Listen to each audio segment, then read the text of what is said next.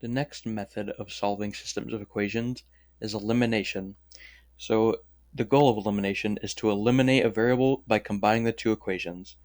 So when you combine the two equations, you're going to combine it so that one of the variables' coefficient is 0 when you subtract or add the two equations. So in order to do this, well, sometimes when you add or subtract an equation, none of the coefficients equal 0, so you could change the entire equation by multiplying or dividing in order to eliminate. So in this quick example, we have 2x plus 3y equals 36 as our first expression, and we have negative x plus 6y equals 27. So in order to combine the equations, you're always going to be adding them together. So in this case, if you added these two equations together, you'd get x when you combine 2x plus negative x, or 2x minus x. You'll get x, and then when you add 3y plus 6y, 9y equals 36 plus 27, which is 63. But as you noticed, there is still x and 9y, which means both of the variables are still here, making it impossible to solve. So in order to do this, we could actually change one of the equations to make it so that when we combine them, one of the variables will disappear, basically.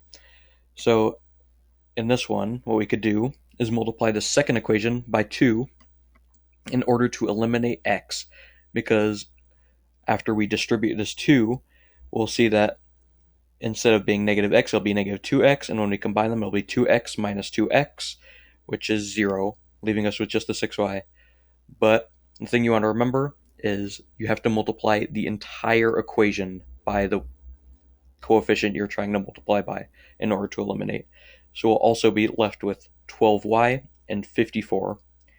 And now when we add the equations, like I said before, the x will be gone because it'll be 2x minus 2x.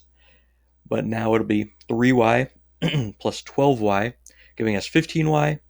And then 36 plus 54 is 90. And we'll be left with 15y equals 90. And once we solve, we'll just put 15y and divide from 90 and get y equals 6. And just like in substitution, now that we have solved for y, we could plug that 6 value back into both of these equations in order to check out the x value. So for the first one, we could do 3 times 6, and we'll find that that's 18. And now we'll have 2x plus 18 equals 36. Subtract 18 from this side, we'll have 2x equals 18. Divide both sides by 2, and we'll have x equals 9. And now we could plug both values into this equation to make sure it works. So plugging 9 in here, we'll have negative 9. And then since y is 6, we could just plug the 6 in for y. 6 times 6 is 36, and we'll have that negative 9 here, which basically means 36 minus 9 equals 27, and that is our solution. Some quick practice examples that we could do.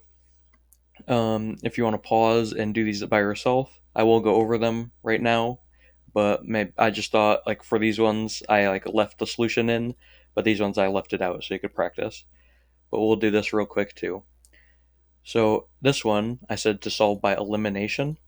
So what you're going to do is choose a variable that you want to eliminate. In this case, I'm going to do x because I see that we can multiply by negative 2 to get negative 10 and get rid of this 10x. So if we multiply this first equation by negative 2, we'll have negative 10x minus 2y equals negative 18. And now let's combine them. That negative 10x will cancel out this 10x. Negative 2y minus 7y will end up with negative 9y, and negative 18 minus 18 is negative 36. And now we'll be left with negative 9y equals negative 36. If we divide both sides by negative 9, we'll get y equals 4. And now when we plug it back in, we could check 4. So this will be 5x plus 4 equals 9. If we subtract by 4, we'll get 5. X equals 1. And that works in this equation too, because 50